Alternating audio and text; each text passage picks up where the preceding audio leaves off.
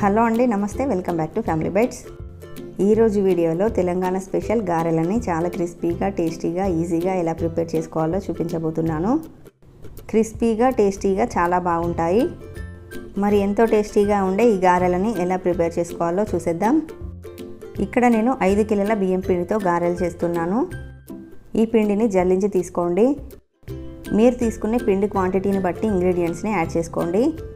ఇక్కడ నేను 5 కిలోలకి సరిపడా అన్ని ఇంగ్రీడియంట్స్ని తీసుకుంటున్నాను.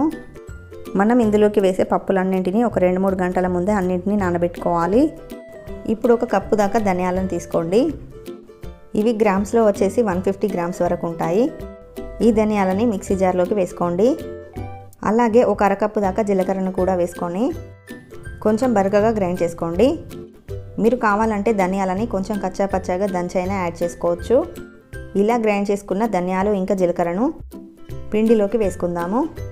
అలాగే ఈ గారెల్లోకి పచ్చిమిర్చి కారం వేసుకుంటే మనకి గారెలు అనేవి మరింత టేస్టీగా ఉంటాయి. దీనికోసం మిక్సీ జార్లోకి 12 నుండి 15 దాకా పచ్చిమిర్చిని వేసుకోండి. అలాగే 2 ఇంచుల అల్లాన్ని కట్ చేసి వేసుకోండి. 1 కప్పు దాకా వెల్లుల్లిని పైన పొట్టు తీసేసి యాడ్ చేసుకోండి. వీటన్నింటిని మెత్తగా గ్రైండ్ చేసి తీసుకోండి. చూడండి, ఇలా మెత్తగా గ్రైండ్ చేసుకున్న పచ్చిమిర్చి, వెల్లుల్లి పేస్ట్ని పిండిలోకి వేసుకుందాము. అలాగే 1/2 కేజీ వరకు నువ్వులను తీసుకొని నీళ్ళల్లో తడిపి వేసుకోండి. ఇలా నువ్వులని తడిపి వేసుకోవడం వలన మనం గారెలని ఆయిల్లో వేసినప్పుడు విడిపోకుండా ఉంటాయి. అలాగే 1/2 కేజీ దాకా నానబెట్టిన బొబ్బరి పప్పును కూడా వేస్తున్నాను. మనం ఇందులో వేసే పప్పులన్నింటినీ ఒక 2-3 గంటల పాటైనా నానబెట్టుకోవాలి. అలాగే 1/2 కేజీ దాకా నానబెట్టిన శనగపప్పును కూడా వేస్తున్నాను. మీరు కావాలంటే ఇందులోకి పెసరపప్పునైనా లేదా మినపప్పునైనా కూడా యాడ్ చేసుకోవచ్చు. అలాగే ఇందులోకి 200 గ్రామ్స్ వరకు పల్లీలని వేయించి పైన పొట్టు తీసేసి అరగంట పాటు నానబెట్టి ఇందులోకి యాడ్ చేసుకోండి.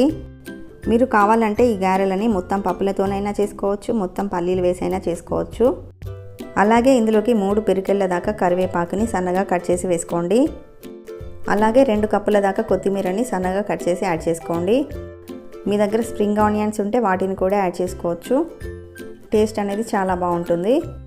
ఇప్పుడు ఇందులోకి 3 టేబుల్ స్పూన్ల దాకా నెయ్యిని కానీ ఆయిల్ని కానీ వేడివేడిది వేసుకోండి. ఇప్పుడు వీటన్నింటిని పిండికి బాగా పట్టే విధంగా కలుపుకోవాలి. ఒకసారి అంతా కూడా స్పూన్తో మిక్స్ చేసిన తర్వాత చేత్తో అంతా కలిసే విధంగా బాగా కలుపుకోండి. ఇలా పిండిని బాగా ప్రెస్ చేస్తూ మనం వేసిన నెయ్యి అనేది పిండికి బాగా పట్టే విధంగా బాగా కలుపుకోవాలి. ఇలా ఒక 4-5 నిమిషాల పాటు బాగా కలుపుకున్న తర్వాత ఇందులోకి ఉప్పు ఇంకా కారాన్ని యాడ్ చేసుకుందాము. ఇందులోకి రుచికి సరిపడా ఉప్పును వేసుకోండి. ఇక్కడ నేను 4 టేబుల్ స్పూన్ల ఉప్పునైతే వేస్తున్నాను. అలాగే 4 టేబుల్ స్పూన్ల దాకా కారాన్ని వేస్తున్నాను. మీరు కారం కొంచెం ఎక్కువగా ఉండాలనుకుంటే మరొక టేబుల్ స్పూన్ దాకా కారాన్ని యాడ్ చేసుకోండి.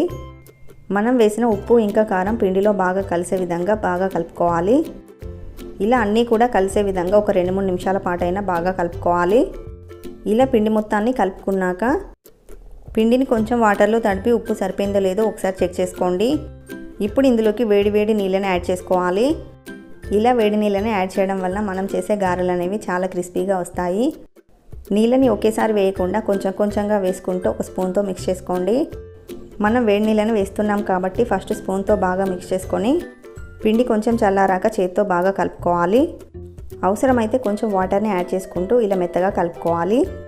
మరీ సాఫ్ట్గా కాకుండా మరీ గట్టిగా కాకుండా మీడియంగా ఉండేటట్లుగా కలుపుకోండి. ఇలాగే పిండి మొత్తాన్ని కూడా కలుపుకొని రెడీగా పక్కన పెట్టుకోండి. ఇప్పుడు ఒక బౌల్లోకి కొద్దిగా ఆయిల్ని తీసుకొని పిండి చేతికి అతుక్కోకుండా కొంచెం ఆయిల్ని అప్లై చేసుకొని కొంచెంగా పిండిని తీసుకుంటూ నిమ్మకాయ సైజ్ అంతా బాల్లాగా చేసుకోండి. మనం అన్నీ ఒకేసారి చేసేస్తే పిండి ముద్దలు అనేవి ఆరిపోయినట్లుగా అయిపోతాయి. కాబట్టి కావాల్సినన్ని పిండి ముద్దల్ని చేసుకొని మిగతా పిండిని కొంచెం తడి క్లాత్తో కవర్ చేసి పక్కన పెట్టేసుకోండి. ఇప్పుడు గారెలు చేయడానికి పాలిథిన్ కవర్ని తీసుకొని ఆయిల్తో గ్రీస్ చేసుకోండి. 2 వైపులా గ్రీస్ చేసుకోవాలి. ఇప్పుడు ఒక్కొక్క పిండి ముద్దని తీసుకొని మధ్యలో పెట్టేసి క్లోజ్ చేసి గట్టిగా ప్రెస్ చేయండి. ఇలా ప్రెస్ చేశాక చేత్తో కొంచెం పల్చగా స్ప్రెడ్ చేసుకోండి. ఈ గారెలు మనకి పల్చగా ఉండాలి, అప్పుడే క్రిస్పీగా వస్తాయి. ఇలా చేసుకున్న గారెలని ఒక క్లాత్ పైన వేసుకోండి. ఒకవేళ మీ దగ్గర పూరీ ప్రెస్ లేకుంటే కవర్ పైన కూడా చేసుకోవచ్చు. కింద సపోర్ట్ కోసం ఒక ప్లేట్ ఉంచండి. దీనిపైన పాలిథిన్ కవర్ని తీసుకొని ఆయిల్తో గ్రీస్ చేయండి. ఇప్పుడు మనం రెడీ చేసి పెట్టుకున్న పిండి ముద్దను దీనిపైన ఉంచి చేతి వేళ్ళతో ఇలా రౌండ్గా ప్రెస్ చేస్తే మనకి మెషిన్లో చేసినట్టుగానే అప్పాలు అనేవి బాగా వస్తాయి. ఇలా చేసుకున్న అప్పాలని ఇప్పుడు మనం కాల్చుకోవాలి. దానికోసం స్టవ్ పైన లోతుగా ఉండే కడాయిని పెట్టుకోండి. ఇందులోకి 2 లీటర్ల దాకా ఆయిల్ని వేస్తున్నాను. ఆయిల్ బాగా హీట్ అయ్యాక ఈ ముకుడులో పట్టే అన్ని గారెల్ని వేయండి. వేసిన వెంటనే కదపకుండా ఇవి కొంచెం కాలిన తర్వాత రెండో వైపుకి తిప్పండి. ఇలా అటు ఇటు తిప్పుకుంటూ ఈ గారెలని కాల్చుకోవాలి. ఇలా క్రిస్పీగా అయ్యి ఆయిల్లో నురగలు తగ్గేంత వరకు కాల్చుకొని తీసేసేయండి. మనకి గారెలు చేసేటప్పుడు మరొకరి హెల్ప్ తీసుకుంటే త్వరగా అయిపోతాయి. ఒకరు చేస్తూ ఉంటే మరొకరు కాలుస్తూ ఉండాలి. ఇదే విధంగా అన్ని గారెలన్నీ కూడా కాల్చి తీసుకోవడమే. ఈ గారెలు అసలు నూనెను పీల్చుకోవు. సో అంతేనండి, చాలా క్రిస్పీగా టేస్టీగా ఉండే తెలంగాణ స్పెషల్ గారెలు అయితే రెడీ అయిపోయాయి. వీటిని చెక్కలు, చెక్క గారెలు అని కూడా అంటారు. ఒక్కో ప్రాంతంలో ఒక్కోలాగా పిలుస్తారు. మీరైతే ఈ గారప్పాలని ఏమని పిలుస్తారో కామెంట్ బాక్స్లో నాకు చెప్పండి. వేడి తగ్గాక వీటిని ఎయిర్ టైట్ బాక్స్లో వేసి స్టోర్ చేసుకుంటే 1 మంత్ వరకు కూడా క్రిస్పీగానే ఉంటాయి. తెలంగాణ స్పెషల్ గారెప్పాలు రెసిపీ మీకు నచ్చితే వీడియోని లైక్ చేయండి, షేర్ చేయండి. మరిన్ని టేస్టీ రెసిపీస్ కోసం ఛానల్ని సబ్స్క్రైబ్ చేసుకోండి. Thank you for watching.